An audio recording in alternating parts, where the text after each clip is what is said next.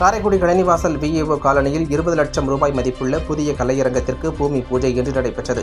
காரைக்குடி சட்டமன்ற உறுப்பினர் மாங்குடி பங்கேற்றார். சிவகங்கை மாவட்டம் காரைக்குடி கழனிவாசல் விஏஓ காலனி எதிர் 2025-26 ஆண்டு சட்டமன்ற உறுப்பினர் மேம்பாட்டு நிதியிலிருந்து 20 லட்சம் ரூபாய் மதிப்பீட்டில் அமைப்பதற்கான பூமி பூஜை இன்று காரைக்குடி சட்டமன்ற உறுப்பினர் மாங்குடி தலைமையில் நடைபெற்றது. அப்போது அப்பகுதி சிறுவர்கள் தங்களுக்கு கலையரங்கம் அருகிலேயே சிறுவர்களுக்கான விளையாட்டு அரங்கம் வேண்டுமென கோரிக்கை வைத்தனர். அதைத் தொடர்ந்து காரைக்குடி சட்டமன்ற உறுப்பினர் மாங்குடி விளையாட்டு அரங்கம் விரைவில் அமைத்து சிறுவர்கள் விளையாடுவதற்கு தேவையான விளையாட்டு உபகரணங்களை வாங்கித் தருவதாகவும் மாங்குடி வாக்குறுதி அளித்தார்.